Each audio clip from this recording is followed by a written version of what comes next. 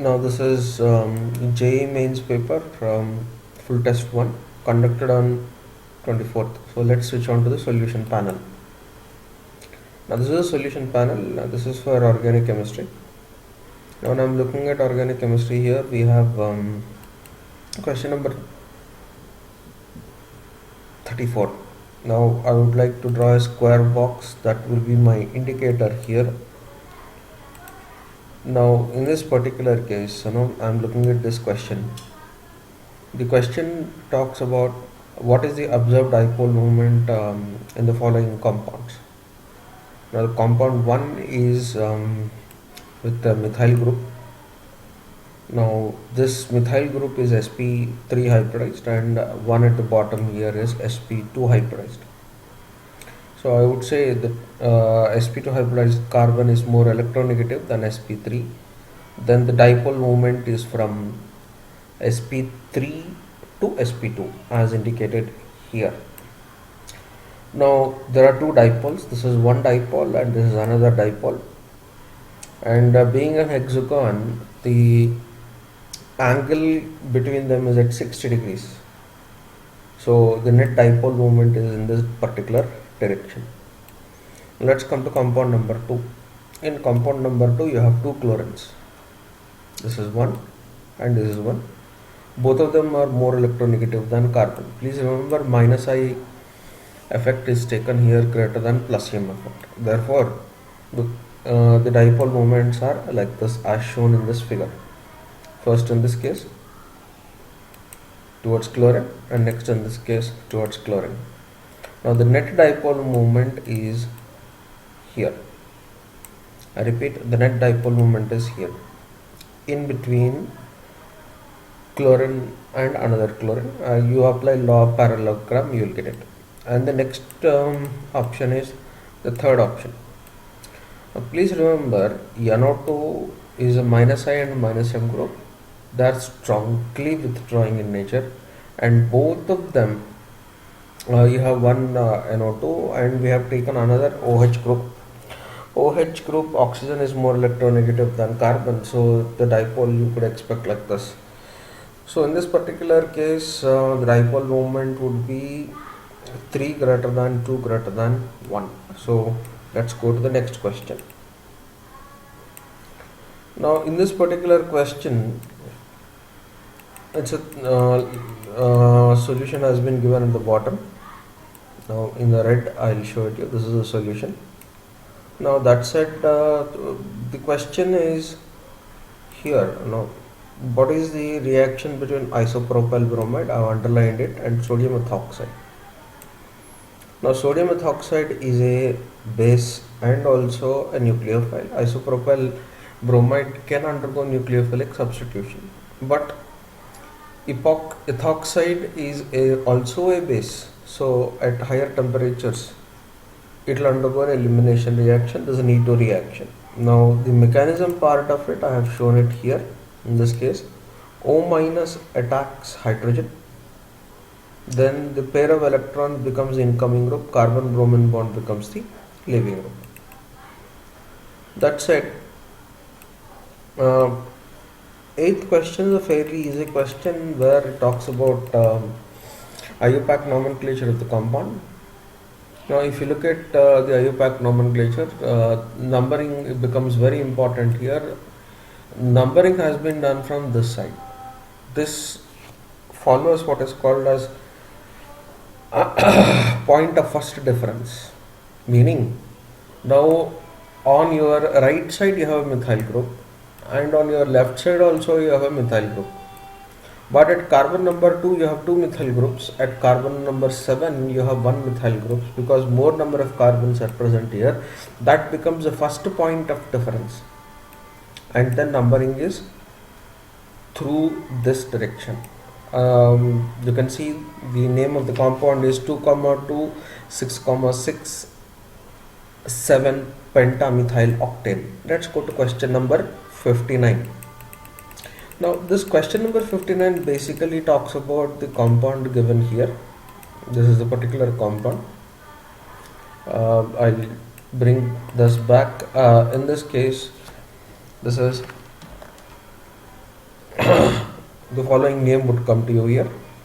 This is tetramethyl cyclohexane.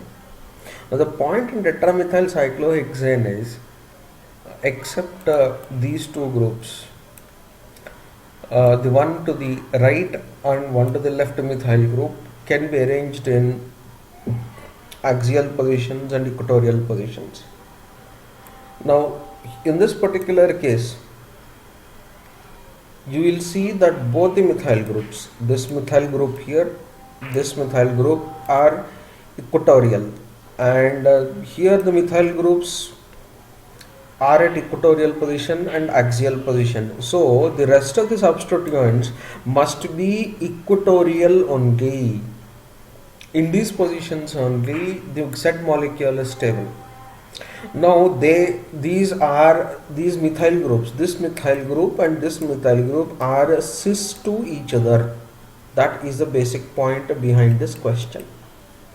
Let's go to the next question. Let's go to the next question. Next question will come to you here. This is question number 50. In question number 50, in this particular case, I'm showing it to you again by a red box. That will be my indicator here. In this particular case, if you are looking at it, the question is which of them is more reactive towards hydration of an alkene. इसका मतलब है it is actually an electrophilic addition reaction. Please remember, greater the stability of the carbocation, more the rate of reactivity. So if you are looking at it, I have drawn here 4 carbocations and I am indicating the most stable carbocation. This is called as cyclopropyl methyl carbocation. Incidentally, this one to your left is also cyclopropyl methyl carbocation. But in this particular case, you have got 3 carbons, and in this case, you have got only 2 carbons. So this is a tertiary cyclobutyl cyclopropyl methyl carbocation. It's quite stable in nature. So this will undergo greatest amount of reaction or hydration. Now, if I am looking at question number 51, in this particular case, you have been given an alkene and you are making it react with HCl. This will undergo electrophilic addition. At the bottom here, I am indicating by a red arrow here, no red mark over here. I have shown to you what are the kind of carbocations you get. Now the first one is this carbocation where the number of alpha hydrogens are 5. Now you can count the number of hydrogens here. I will demonstrate it to you. This is one carbocation. Then this is the second carbocation. This is the second alpha hydrogen, not the carbocation. And then this is the last one. This is also hydrogen. Now please note, you have 3 alpha hydrogens here. I'll draw the next 2 also.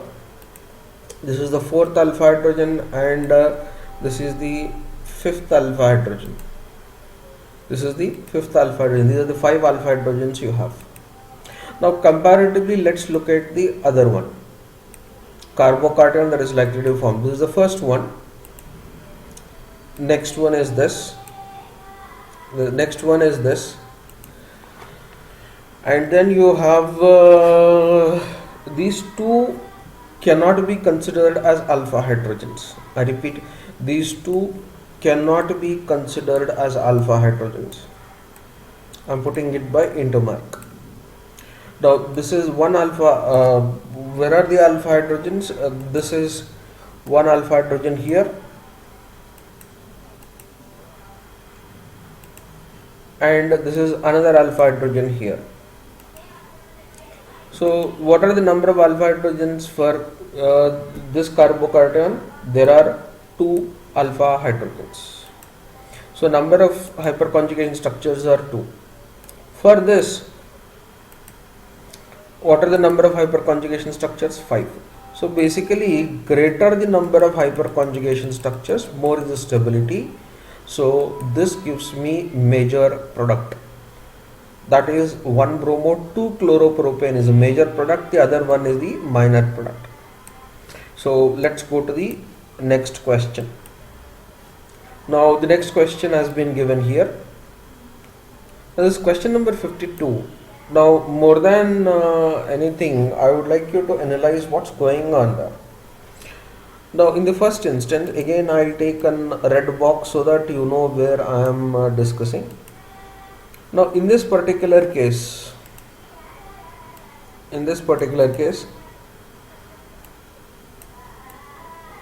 we have an ketone. Now, this ketone is being made to react with this particular compound that is called as morpholine. But you understand one point, that ketone undergoes nucleophilic addition reactions. Now here you have an oxygen nucleophile and nitrogen nucleophile. Between these, which will be more nucleophilic in nature? Nitrogen will be more nucleophilic because it is less electronegative in nature. So let's look at the mechanism here. Now because of the mechanistic based question, I have brought the solution to you. Now here you have nitrogen lone pair. This nitrogen lone pair is attacking this carbon of C double bond O in presence of an acidic medium. Now please remember one thing, nitrogen nucleophiles or oxygen nucleophiles react under mild acidic conditions. So you have a tertiary alcohol being formed here. Because we are doing in an acidic medium, here the oxygen gets protonated by H plus. Then that particular pi sigma bond is broken. I repeat, that particular sigma bond is broken here as shown by that particular arrow. What you get is a carbocation. Now please note, this carbocation is highly stable in nature. Please get into thinking of general organic chemistry here. The carbocation is stabilized by this benzene in conjugation. Here you have a methyl group, that is hyperconjugation, and here you have nitrogen which can donate a pair of electrons, that is plus M group. Further, here carbocation is unstable, so basically what would happen? Carbon hydrogen bond will break up and this hydrogen H is removed as a catalyst. So the compound that is being formed is this. Now if I look at the options, none of the options match, but what seemingly matches is option number 3. What seemingly matches is option number 3 here. I am showing it by red color. But the problem is, you have carbon, one side of the double bond having 3 bonds. That means carbon would have 5 bonds. Best of the worst, this is the best suggestion for you, and this is the mechanism. So let's go beyond this question. The following question that you are going to get is from biomolecules. I repeat, the following question you get is from biomolecules. Now when you are looking at this particular question here, it says it has given histidine at various pH, and the question is asking you to compare at which pH range which structure is possible. Now the first one is find out the charges. I repeat, find out the charges. Now you look at the charge over here, the net charge is, you are looking at this particular one plus 1, and then here you are looking at minus 1. And then you have another positive charge here. I repeat, another positive charge here, that should be making it plus 1. Similarly, if I take the next compound, this is the compound, I am showing it by an arrow to you. The total charge is plus 2. Where is one positive charge? Here. It is very, very minute, but I can see that you have a positive charge and you have another positive charge here. That makes the total positive charge to be plus 2 here also. Now let's go to the next compound. There is only one charge at this oxygen, that is minus 1. That is why this structure quest 3 has got minus 1 charge. The last one has got one positive charge and another negative charge here, that makes it neutral structure. If you remember your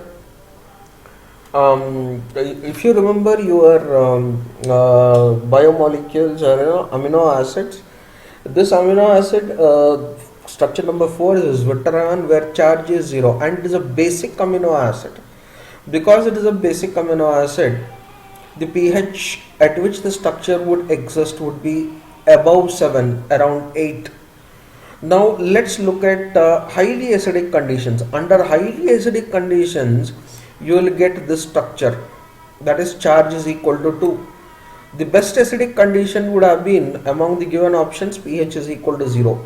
So at pH is equal to 0, you will get structure number 2. So I am referring to this option number 3. Now when I am increasing the pH, when I am increasing the pH, I'm sorry, I think I'll have to look at this option number 2. When I'm decreasing the pH, in fact 2, 3, 4 all have option number 2s at pH is equal to 0.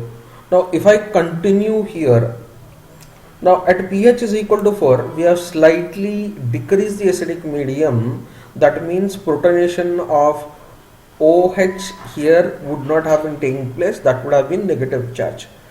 That means plus 1 would be the structure given over here.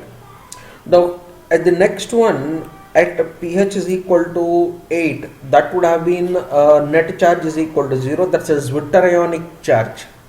Zwitterion, that is 0 charge. So this is a basic amino acid. Please remember, isoelectric point is around 8.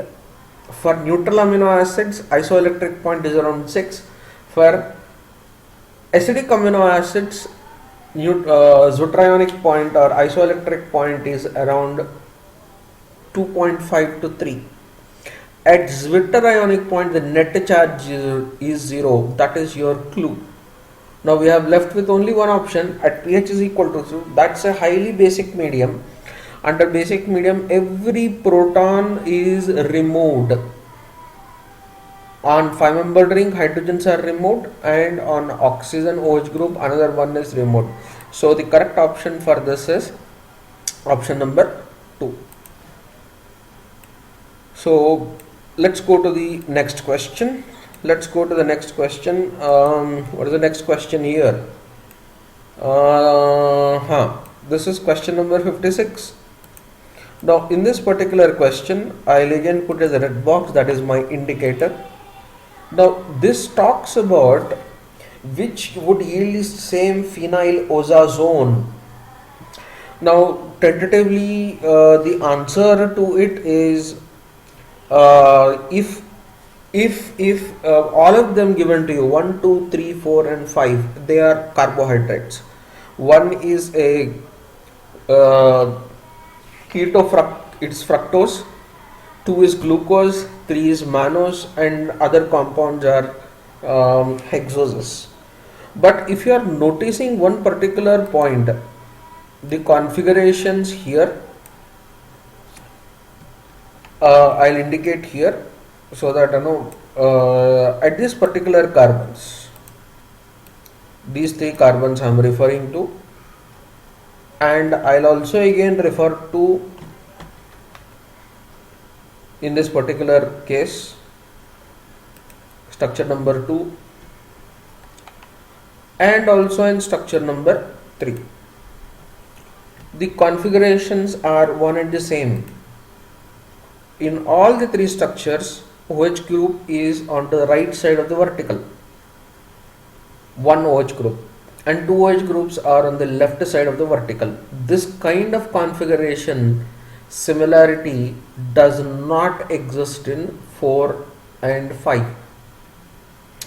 Therefore, we say these are equivalent generally, because please understand one point, carbon number 1 and carbon number 2, I will put out where carbon number 1 is. This should be my carbon number 1, and the next one at the bottom here, this should be carbon number 2.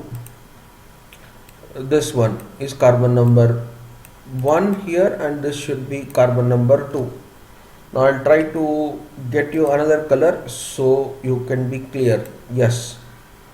Now carbon number 1 and carbon number 2 are indiols. They can undergo tautomerism.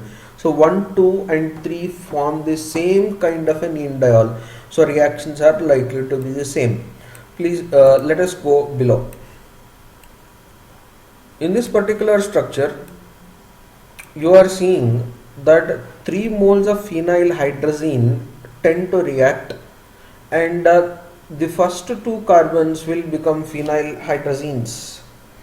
If you are looking at it, just some time back I have told you that these 3 carbons over here, 3 carbons over here have similar configurations in glucose, fructose and mannose.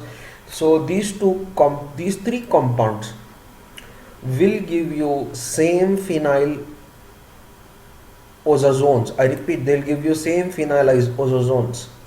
Now here in this particular case, I'll bring back my marker here. The marker, this is my marker here, a red marker. Please concentrate on that.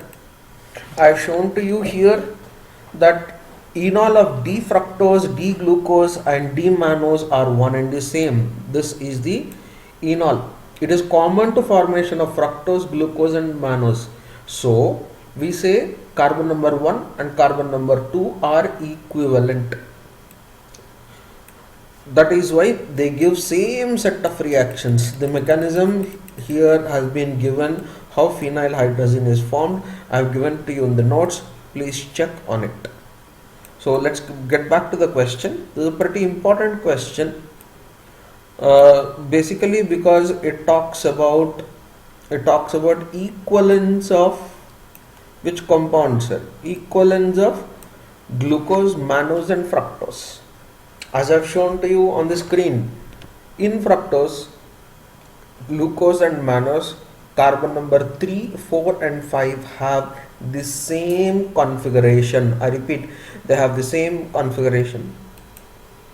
Now let's go to the next question. Now this is the question given here. Again I'll put my marker, that red marker here I have been doing. This is my way of trying to understand this question here. Now in this particular case, you have been given an ester. Ester is reacting with CH3 MgBr in excess. Therefore what would happen is ester would give you a tertiary alcohol and hydrolysis has been given. Now in the next case, you have been given PCC. PCC is an oxidizing agent which will oxidize primary alcohols to aldehydes, and beyond aldehydic stage there is no reaction. And if you have a secondary alcohol, you will tend to get a ketone. That particular point said, in option number 1 there is no oxidized product. So either your answer is option number 2, option number 3 or option number 4. Let's look at the solution. Now in this particular solution that I have given over here, please look at it. Now CH3MgBr, where will it attack? Now it should attack at this particular carbon, and then the pi bond would have gone broken, and what you get is the neighboring structure. This is a nucleophilic attack. After this negative charge comes back, the carbon oxygen bond tends to cleave, and then what you get is a ketone in the first case and an alcohol in the next case. Now here I am showing it to you. When this group comes in, this becomes your ketone and this oxygen becomes your alcohol. Now you are reacting with CH3MgBr. When you are reacting with CH3MgBr, what would happen is it will react with a ketone. Where is that? At this position. The pi bond cleaves, and we are assuming hydration here, and what you get is this particular compound here. Now this particular compound has got 2 alcohols. One is a tertiary alcohol and one is a secondary alcohol. Now in the above question, you have been given pyridinium chlorochromate. Tertiary alcohols do not get oxidized, only secondary alcohols will get oxidized. So this is your answer. If I'm comparing the options given to you, you need to have a ketone and a tertiary alcohol. That should have been option number 3. Now let's go to the 46th question, and by far this is the best question I've seen. A very good question. Now let's look at the question first. What did he say? In a chlorination of biphenyl, 10 grams of orthochlorobiphenyl compound is formed. Very good. Then what he has done is he has given a biphenyl compound, and in this biphenyl compound he has named it as Y, X and Z. Y refers to meta position, X refers to ortho position and Z refers to para position. Now he has given reactivities when these hydrogens are replaced by chlorine. Where are the reactivities given? The reactivities are given. For example, if I am removing hydrogen at Z, then the reactivity is 250. If I am removing hydrogen at X, which is an ortho position, the reactivity is 250. For Z, I'm sorry, I have earlier told you that if I am removing Z, the reactivity is 250. No sir, the reactivity is 790 as has been given in the question. Now that when he has given that if I am replacing hydrogen and at position Y, the reactivity is 0, that means hydrogen at Y is not getting replaced. Therefore you get ortho and para positions. Now please come to the solution box given in blue below. Now in this particular one, what I have given to you is para position comparison with ortho position. Para position comparison with ortho position. Now what are the number of positions, para positions? Now I will say 2, refer to the question. Now here one position has been given, another position you have to locate. This is at this position. Now let's go back to the next one. Ortho positions are 4. Now X is one position, the other position I am showing it to you. This is one position. I will show it by an arrow so that you can clearly look into it. Now this is one position, third position is this, and the fourth position would have been this. That said, let's go to our solution panel. Now in this solution panel you get the number of positions at para to be 2 and number of positions at ortho to be 4. Now what is the reactivity at para position? 790, and reactivity at ortho position is 250. Now what is the total reactivity at each position? At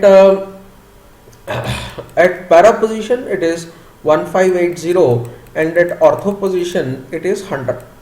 So the total reactivity is 2580. Now we calculate the reactivity percentage.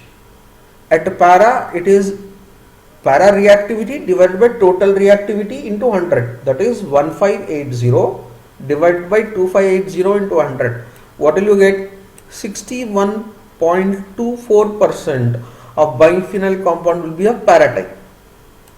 Now in the next solution to you, when I am calculating ortho reactivity, it will be 1000 divided by 2580 into 100. Now what is the net reactivity here or net percentage of formation? 38.76 of ortho. So from this data we get that 38.76% of ortho biphenyl compound is formed and 61.24% of para biphenyl is formed. Now in the question itself, what has been given is this particular point over here. Now in the question he has given that, I am showing it by a large red bar here, 10 grams of orthophenyl compound has been formed. I repeat, 10 grams of orthophenyl compound is formed. So 38.76 divided by 100 into A is equal to 10 grams. What is A? Total compound. So 38.76 of A grams is 10%. We calculate for A, and what do we get? We get it here. We get it here. 25.8 grams is the total compound. Now already in the question it has been given that 10 grams is ortho. So total minus ortho, that will give you 15.8 grams. Thank you very much.